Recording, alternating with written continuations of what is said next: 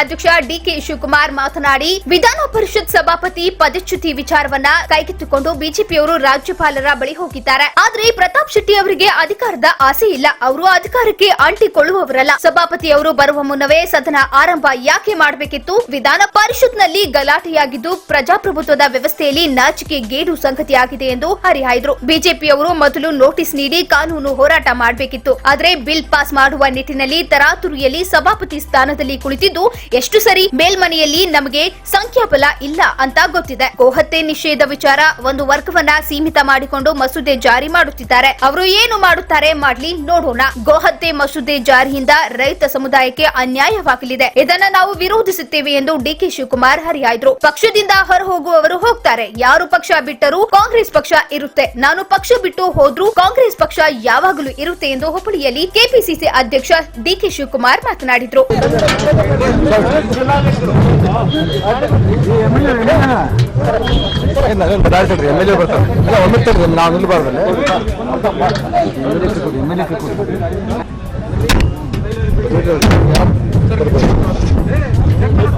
ಸ್ವಲ್ಪ ಕಡೆ ಸರಿ ಓಕೆ ಹೇಳಿ. ಮಹಿಳೆಯರ ವಿಶೇಷ ಟೂರ್ಸ್ ಕೈ ಎತ್ತಿ ಅಪ್ಪ ಅವ್ರವ್ರ ನಂಬಿಕೆ. ಸೊ ಇನ್ನು ನಮ್ಮ ಕಾರ್ಯಕರ್ತರೆಲ್ಲ ಭಾಳ ಕಾಡಿ ಬೇಡಿ ಎಲ್ಲ ಪ್ರಾರ್ಥನೆ ಮಾಡಿದರು. ಸೊ ಬರ್ತೀನಿ ಅಂತ ಹೇಳಿದ್ದೆ, ಅರಿಕೆ ಮಾಡ್ಕೊಂಡಿದ್ರು. ಸೊ ಹೋಗ್ತಾ ಇದ್ದೀನಿ. ಹಂಗೆ ಒಂದು ಮದುವೆ ಇದೆ ನಮ್ಮ ಕಾರ್ಯಕರ್ತರು. ಸರಿ, ವಿಧಾನ ಪರಿಷತ್ ಸಭಾಪತಿಗಳದ್ದು ರೆಸಿಗ್ನೇಷನ್ ಬಗ್ಗೆ ಏನಾದರೂ ಇಲ್ಲ, ಅವರು ಗವರ್ನರ್ ಹತ್ರಕ್ಕೆ ಹೋಗಿದ್ದಾರೆ. ನಾವು ಯಾವ ಅಧಿಕಾರಕ್ಕೂ ನಮ್ಮ ಪ್ರತಾಪ್ ಶೆಟ್ಟರು ಬಹಳ ಬೇರೆ ಸೂಕ್ಷ್ಮವಾದಂಥ ಒಬ್ಬ ನಾಯಕರು. 83ರಿಂದ ಅಸೆಂಬ್ಲಿ ಇದ್ದವರು, ವೆರಿ ಸೀನಿಯರ್ ಮೋಸ್ಟ್ ಪಾಲಿಟಿಷಿಯನ್ ಈಗ ನಮ್ಮ ಪಕ್ಷದಲ್ಲಿ. ಅವರು ಇವಕ್ಕೆಲ್ಲ ಅಧಿಕಾರಕ್ಕೆ ಅಂಟ್ಕೊಳ್ಳೋದು ಜನ ಅಲ್ಲ.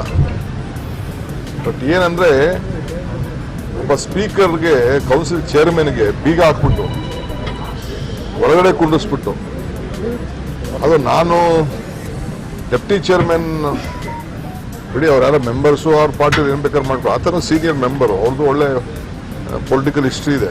ಅವರು ಬಂದು ಚೇರ್ಮನ್ ಚೇರಲ್ಲಿ ಕೂತ್ಕೊಂಡು ಬೆಲ್ಲ ಹಾಕಿನ ಮುಂಚಿತವಾಗಿ ಕೂತ್ಕೊಂಡು ಬೀಗ ಹಾಕ್ಸ್ಬಿಡ್ತಾರೆ ಅಂತಂದ್ರೆ ಕೌನ್ಸಿಲ್ಗೆ, ಪ್ರಜಾಪ್ರಭುತ್ವದ ವ್ಯವಸ್ಥೆಗೆ ಇದಕ್ಕಿನ್ನ ನಾಚಿಕೆ ನಿಮ್ಮಿಲ್ಲ. ಅವರು ಏನು ನೋಟಿಸ್ ಕೊಡಬೇಕು ನೋಟಿಸ್ ಕೊಡಲಿ, ಕಾನೂನು ಪ್ರಕಾರ ಏನು ಬೇಕಾದ್ರೂ ಮಾಡಲಿ, ಡಿಸ್ಕಷನ್ ಆಗಲಿ. ಇಲ್ಲಿ ಮುಖ್ಯ ಬಿಲ್ಗಳು ಏನು ನಮ್ಮ ಜನರ ವಿರೋಧಿ ಬಿಲ್ ಇತ್ತು, ಪಕ್ಷಗಳು ತೀರ್ಮಾನ ಮಾಡ್ತಿತ್ತು. ಅಷ್ಟು ತರಾತುರಿಯಲ್ಲಿ ಸ್ಪೀಕರ್ ಬರೋಕ್ಕಿಂತ ಮುಂಚಿತವಾಗೇನೆ ಇಷ್ಟೆಲ್ಲ ಗಲಾಟೆ ಮಾಡಿ ರಬ್ ಮಾಡಿ ಇಡೀ ದೇಶ ನಮ್ಮ ಕರ್ನಾಟಕ ನೋಡಿ ಇದನ್ನ ನಮ್ಮ ಕಳಂಕ ತರಂತ ಕೆಲಸ ಬಿಜೆಪಿ ಸ್ನೇಹಿತರು, ಜನತಾದಳ ಸ್ನೇಹಿತರು ಎಲ್ಲ ಸೇರಿ ಮಾಡಿದ್ದಾರೆ. ಇಲ್ಲಿ ಅವರು ವಿ ಆರ್ ವೇಟಿಂಗ್. ಕಾನೂನಲ್ಲಿ ಏನಿದೆ ಆ ಥರ ಒಂದು ಚೇರ್ಮನ್ನ ಇಬ್ಬರು ನಂಬರ್ಸು ನಮ್ಗೆ ಗೊತ್ತಿದೆ, ನಂಬರ್ಸ್ ಇಲ್ಲ ಅನ್ನೋದು ನಮ್ಗೆ ಗೊತ್ತಿದೆ. ಬಟ್ ಅವ್ರು ಏನು ಡಿಸಿಷನ್ ತಗೊಳ್ಳಿ. ಅಂದ್ರೆ ಬಿಲ್ ಪಾಸ್ ಮಾಡ್ಲಿಕ್ಕೆ ಈ ತರಾತುರಿ ಮಾಡಿದ್ರಂತ ಏನು ಅವ್ರಿಗೆ ಅರ್ಜೆಂಟ್ ಏನಿತ್ತು ಅಂತ ಕೂತ್ಕೊಂಡು ಚೇರ್ಮನ್ ಏನು ಹೇಳ್ತಾರೆ, ಚೇರ್ಮನ್ ಏನು ಮಾಡ್ತಾರೆ, ಸಬ್ಜೆಕ್ಟ್ ಏನಿತ್ತು, ಅಜೆಂಡಾ ಏನಿತ್ತು, ಅದ್ರ ಬಗ್ಗೆ ಮಾಡ್ಬೋದಾಯ್ತು, ಎಲ್ಲ ದಾಖಲೆ ತರಬಹುದಾಗಿತ್ತು. ಒಂದು ಕಡೆ ನೀವು ಸಮರ್ಥನೆ ಮಾಡ್ಕೋತಾ ಇದ್ರೆ, ಕಾಂಗ್ರೆಸ್ ಸಮರ್ಥನೆ ಮಾಡ್ಕೋತಾ ಇದೆ, ಇನ್ನೊಂದು ಕಡೆ ಬಿಜೆಪಿನೂ ಸಮರ್ಥನೆ ಮಾಡ್ಕೋತಾ ಇದೆ. ಅಂದ್ರೆ ವಿಧಾನ ಪರಿಷತ್ನ ಮರ್ಯಾದೆ ನಾವು ಸಮರ್ಥನೆ ಮಾಡ್ಕೊಂಡಿದ್ದು ಸರಿ ಇಲ್ಲ ಅನ್ನೋದೇನಾದ್ರು ಹೇಳಿ ನೀವು. ನಿಮ್ಮವರು ಸಹ ಗಲಾಟೆ ಮಾಡಿದ್ರು, ನಿಮ್ಮವರು ಸಹ ಗಲಾಟೆ ಮಾಡಿದ್ರು. ಯಾವ ಗಲಾಟೆ ಮಾಡಿದ್ರು? ಒಳಗಡೆ ಬಿಡದೆ ಹೋದಾಗ ಮಾಡಿದ್ರು, ಸ್ಪೀಕರ್ ಕೌನ್ಸಿಲ್ ಚೇರ್ಮನ್ ಬೀಗ ಹಾಕದಕ್ಕೆ ಮಾಡಿದ್ರು, ಹಾಗೆ ಮಾಡಿದ್ರು.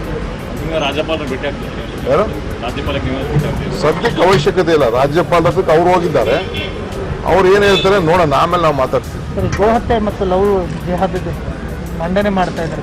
ನೋಡಿ, ಅವೆರಡು ಈಗಾಗಲೇ ಗೋಹತ್ಯೆ ಈ ರಾಜ್ಯದಲ್ಲಿ ಇದೆ. ಇಲ್ಲಿ ಒಂದು ವರ್ಗನ ಅವರು ಸೀಮಿತವಾಗಿ ಇಟ್ಕೊಂಡು ಇದನ್ನೆಲ್ಲ ಮಾಡ್ತಾ ಇದ್ದಾರೆ. ಇದು ವರ್ಗದ ವಿಚಾರ ಅಲ್ಲ, ಇಡೀ ರೈತ ಸಮುದಾಯಕ್ಕೆ ಆಗ್ತಾರಂತ ಒಂದು ದೊಡ್ಡ ತೊಂದರೆ. ಸೊ ಈ ಹಿನ್ನೆಲೆಯಲ್ಲಿ ನಾವು ರೈತರ ಪರವಾಗಿ ಅದನ್ನು ವಿರೋಧ ಮಾಡ್ತೇವೆ. ಈಗಾಗಲೇ ಇರೋದನ್ನ ಏನು ಅವಶ್ಯಕತೆ ಏನಿಲ್ಲ ತರಲಿ. ಅವ್ರು ಫಸ್ಟ್ ಅವ್ರ ರಾಜ್ಯಗಳಿದೆಯಲ್ಲ ಇಡೀ ದೇಶದಲ್ಲಿ ಅವರೆಲ್ಲ ಸರ್ಕಾರಗಳು ತಗೊಂಡು ಬರಲಿ, ಆಮೇಲೆ ಮಾಡಿ. APMC ಸರ್, APMC ಯಾಕೆ ನಾವು ಈಗಾಗಲೇ ಇಡೀ ದೇಶನೇ ಹತ್ಕೊಂಡು ಉರಿತಾ ಇದೆ ರೈತರ ವಿಚಾರದಲ್ಲಿ. ಕರ್ನಾಟಕ ರಾಜ್ಯ ಕೂಡ ಅವ್ರಿಗೆ ಬೆಂಬಲವಾಗಿ ನಮ್ಮ ಪಕ್ಷ ಕೂಡ ನಿಂತಿದೆ. ಮುಂದೆ ಕೂಡ ರೈತ ಪರವಾಗಿ ನಾವು ನಿಂತ್ಕೊಳ್ತೇವೆ. ಹೇಳಿ, ನೋಡ್ರಿ, ನಾನು ಪಕ್ಷ ಬಿಟ್ರು ಈ ಪಕ್ಷ ಇರ್ತದೆ, ನಾನು ಪಕ್ಷ ಬಿಟ್ರು ಈ ಪಕ್ಷ ಇರ್ತದೆ. ಈ ಪಕ್ಷಕ್ಕೆ ಒಂದು ದೊಡ್ಡ ಇತಿಹಾಸ ಇದೆ ನೋಡಿ, ಬಿಡಿ.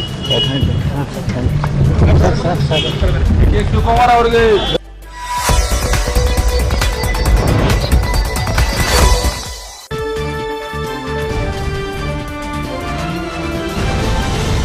ಕಾಂಗ್ರೆಸ್ ವಿರುದ್ಧ ಹುಬ್ಬಳ್ಳಿಯಲ್ಲಿ ಹರಿಹಾಯ್ದ ಸಚಿವ ಕೆಎಸ್ ಈಶ್ವರಪ್ಪ. ವಿಧಾನ ಪರಿಷತ್ ಇತಿಹಾಸದಲ್ಲಿಯೇ ಈ ರೀತಿಯ ವಿಷಾದಕರ ಘಟನೆ ನಡೆದಿದ್ದು ಇದೇ ಮೊದಲು. ಪರಿಷತ್ನಲ್ಲಿ ಬಿಜೆಪಿ ಜೆಡಿಎಸ್ಗೆ ಬಹುಮತ ಇರಲಿಲ್ಲವೆಂದು ರಾಜ್ಯದ ಜನರೆದುರು ಡಿಕೆಶಿ ಹಾಗೂ ಸಿದ್ದರಾಮಯ್ಯ ಸ್ಪಷ್ಟಪಡಿಸಲಿ. ಆ ವಿಶ್ವಾಸ ಪತ್ರವನ್ನು ಮೊದಲೇ ಕೊಟ್ಟಿದ್ದು ಪರಿಗಣನೆಗೆ ತೆಗೆದುಕೊಳ್ಳದೆ ಅಜೆಂಡಾದಲ್ಲಿ ಯಾಕೆ ತರಲಿಲ್ಲ? ಇದೊಂದು ವ್ಯವಸ್ಥಿತ ಸಂಚು ಎಂದು ಸಚಿವ ಕೆಎಸ್ ಈಶ್ವರಪ್ಪ ಕಾಂಗ್ರೆಸ್ ವಿರುದ್ಧ ವಾಗ್ದಾಳಿ ನಡೆಸಿದರು. ಹುಬ್ಬಳ್ಳಿಗೆ ಭೇಟಿ ನೀಡಿದ ಅವರು ಪರಿಷತ್ನಲ್ಲಿ ನಡೆದ ಗಲಾಟೆ ವಿಚಾರವಾಗಿ ಮಾಧ್ಯಮಕ್ಕೆ ಪ್ರತಿಕ್ರಿಯೆ ನೀಡಿದ್ದು, ಬಡತನದಿಂದ ಸಭಾಪತಿ ಸ್ಥಾನ ಉಳಿಸಿಕೊಳ್ಳಲು ಮಾಡಿದ ಕುತಂತ್ರ ರಾಜಕಾರಣವಿದು. ಜೆಡಿಎಸ್ ಬಿಜೆಪಿ ಒಂದಾಗಿದೆ ಎಂದು ಸ್ಪಷ್ಟವಾಗಿ ಹೇಳಿದ್ದೇವೆ. ಪ್ರತಾಪ್ ಚಂದ್ರ ಶೆಟ್ಟಿ ಸಜ್ಜನ ರಾಜಕಾರಣಿ, ಅವರಿಗೂ ಕಪ್ಪು ಚುಕ್ಕೆ ಬರುವಂತೆ ಮಾಡಿದ್ದಾರೆ. ಇದೊಂದು ಪೂರ್ವ ನಿಯೋಜಿತ ಸಂಚು ಎಂದು ಕಿಡಿಕಾರಿದ್ರು. ಬಹುಮತವಿಲ್ಲದೆ ಅಲ್ಪಸಂಖ್ಯಾತರ ಬಳಿಕ ರಾಜೀನಾಮೆ ಕೊಡಬೇಕಿತ್ತು. ಪರಿಷತ್ನಲ್ಲಿ ನಡೆದ ಘಟನೆಗೆ ಸಿದ್ದರಾಮಯ್ಯ ಮತ್ತು ಡಿಕೆಶಿ ಕ್ಷಮೆ ಕೇಳಬೇಕು ಹಾಗೂ ಮುಂದೆ ಹೀಗೆ ಮಾಡಲ್ಲವೆಂದು ಹೇಳಿಕೆ ನೀಡಬೇಕು. ಬಹುಮತ ಇಲ್ಲದಿರುವವರನ್ನು ಮುಂದುವರಿಸಲು ಸಾಧ್ಯವೇ ಇಲ್ಲ. ದಾದಾಗಿರಿ ಮಾಡಿಕೊಂಡು ಬಹುಮತ ಇಲ್ಲದಿದ್ದರೂ ನಾವು ಸಭಾಪತಿಯನ್ನು ಮುಂದುವರಿಸಿಕೊಂಡು ಹೋಗುತ್ತೇವೆ ಎನ್ನುವುದನ್ನ ಜನ ಕ್ಷಮಿಸುವುದಿಲ್ಲ ಎಂದು ಆಕ್ರೋಶ ವ್ಯಕ್ತಪಡಿಸಿದರು. ಪರಿಷತ್ಗೆ ಅದರದ್ದೇ ಮಹತ್ವವಿದೆ. ಈ ಕುತಂತ್ರ ರಾಜಕಾರಣ ದೇಶದ ಜನರಿಗೆ ಮಾಡಿದ ದ್ರೋಹ. ಪ್ರತಾಪ್ ಚಂದ್ರ ಶೆಟ್ಟರು ಅವರೇ ರಾಜೀನಾಮೆ ಕೊಡಬೇಕಿತ್ತು. ರಾಜೀನಾಮೆ ಕೊಟ್ಟ ಬಳಿಕ ಯಾರು ಸಭಾಪತಿ ಆಗಬೇಕು ಎನ್ನುವುದು ಜೆಡಿಎಸ್ ಮತ್ತು ಬಿಜೆಪಿಯವರು ಕುಳಿತು ಚರ್ಚೆ ಮಾಡಿ ನಿರ್ಧಾರ ಮಾಡುತ್ತೇವೆ ಎಂದರು. ಗ್ರಾಮ ಪಂಚಾಯಿತಿ ಚುನಾವಣೆ ಕುರಿತು ಮಾತನಾಡಿದ ಅವರು, ಗ್ರಾಮ ಪಂಚಾಯತ್ ಚುನಾವಣೆಯಲ್ಲಿ 80% ಸ್ಥಾನಗಳನ್ನು ಗೆಲ್ಲುತ್ತೇವೆ ಎಂದು ವಿಶ್ವಾಸ ವ್ಯಕ್ತಪಡಿಸಿದರು. ವಿಧಾನ ಪರಿಷತ್ ಇತಿಹಾಸದಲ್ಲೇ 113 ವರ್ಷದಲ್ಲಿ ಈ ರೀತಿ ಘಟನೆ ನಡೆದಿದ್ದು ಮೊದಲನೇ ಬಾರಿ. ನೋಡಪ್ಪ, ಎಲ್ಲಾರ ಮತ್ ಬಂದರು.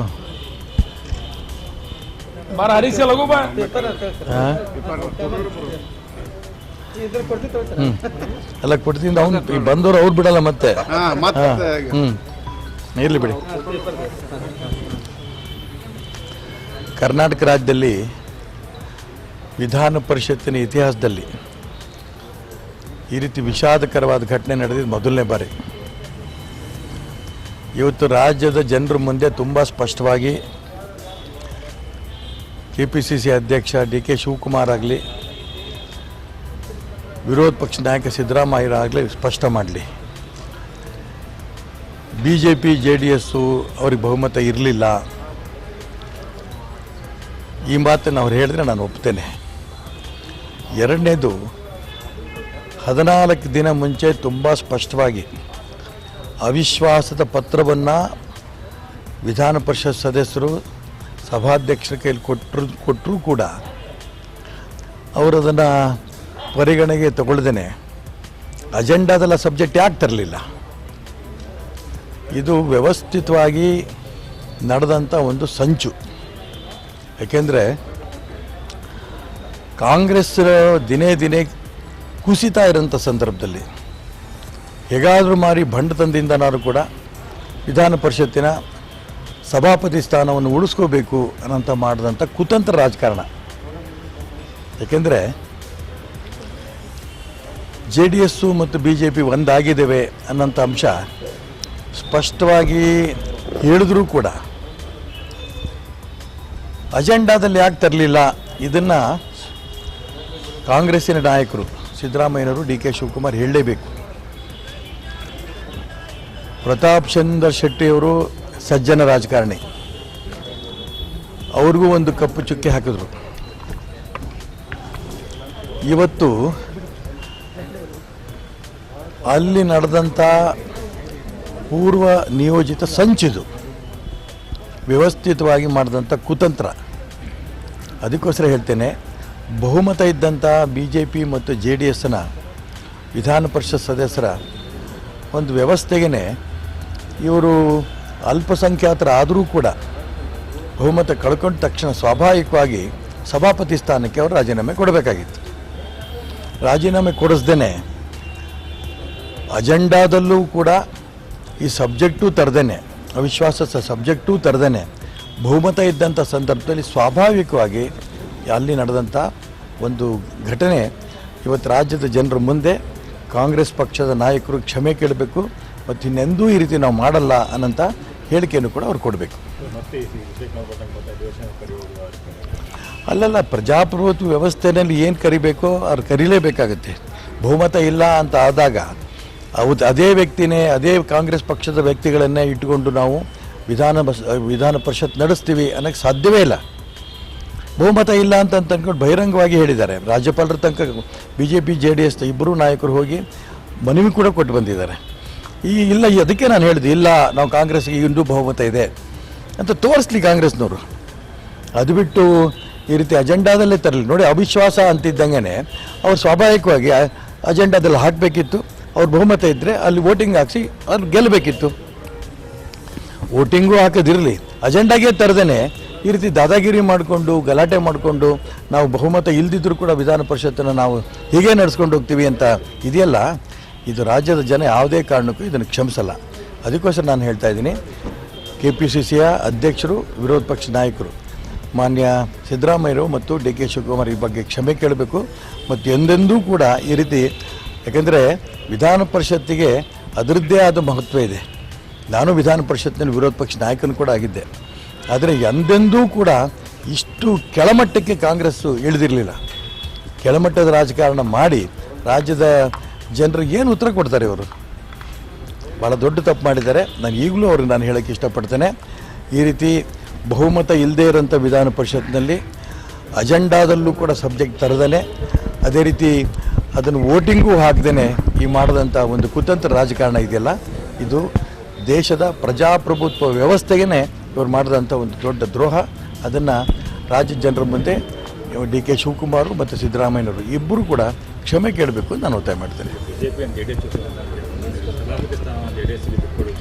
ಅದೇನಾಗುತ್ತೋ ಅದು ಆಮೇಲೆ, ಮುಂಚೆ ಅವ್ರು ಕೆಳಗಿಳಿಬೇಕಲ್ಲ. ಯಾಕೆಂದರೆ ಅವರಿಗೀಗ ಬಹುಮತ ಇಲ್ಲ, ಸ್ಪಷ್ಟ ಆಗೋಗಿದೆ. ಬಹುಮತ ಇಲ್ಲ ಅಂತ ಸ್ಪಷ್ಟ ಆದ ನಂತರ ಇಲ್ಲ ಪ್ರತಾಪ್ ಚಂದ್ರ ಶೆಟ್ಟರು ಅವರೇ ರಾಜೀನಾಮೆ ಕೊಡಬೇಕಾಗಿತ್ತು ಸಭಾಪತಿ ಸ್ಥಾನಕ್ಕೆ, ಇಲ್ಲ ಕಾಂಗ್ರೆಸ್ನವರು ಸ್ಪಷ್ಟವಾಗಿ ಹೇಳಬೇಕಿತ್ತು ನಮಗೆ ಬಹುಮತ ಇಲ್ಲ, ನಾವು ರಾಜೀನಾಮೆ ಕೊಡ್ತಾ ಇದ್ದೀವಿ ಅಂತ, ಇಲ್ಲ ವೋಟಿಂಗ್ ಹಾಕೋಕ್ಕಾದ್ರೂ ಬಿಡಬೇಕಿತ್ತು. ಇದು ಮೂರೂ ಮಾಡದೇ ನಾವು ಯಾವ ಕಾರಣಕ್ಕೂ ರಾಜೀನಾಮೆ ಕೊಡಲ್ಲ ಅಂತ ಬಂಡತನಗಿದೆಯಲ್ಲ, ಇದು ಪ್ರಜಾಪ್ರಭುತ್ವ ವ್ಯವಸ್ಥೆಗೆ ಮಾಡಿದಂಥ ಒಂದು ದೊಡ್ಡ ದ್ರೋಹ.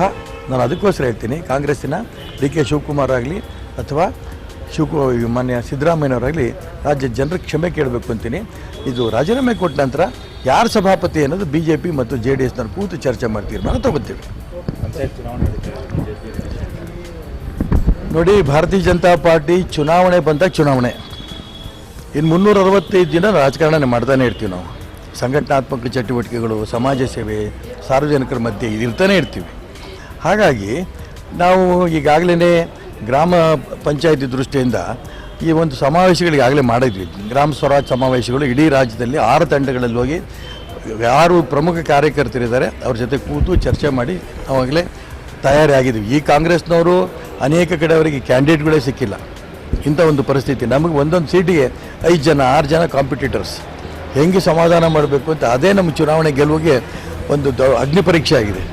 ಅವ್ರಿಗೆ ಸಮಾಧಾನ ಮಾಡಿ ಒಬ್ಬೊಬ್ಬರೇ ನಿಲ್ಲಬೇಕು ಅನ್ನೋಂಥ ಪ್ರಯತ್ನವನ್ನು ನಮ್ಮ ಹಿತೈಷಿಗಳ ಹತ್ರ ಪ್ರಯತ್ನ ನಡೆಸ್ತಾ ಇದ್ವಿ. ನಾವು ಕನಿಷ್ಠ ಈ ಬಾರಿ 80%ಗೂ ಹೆಚ್ಚು ಗ್ರಾಮ ಪಂಚಾಯತಿ ಚುನಾವಣೆಯಲ್ಲಿ ಗೆಲ್ತೀವಿ ನಾವು.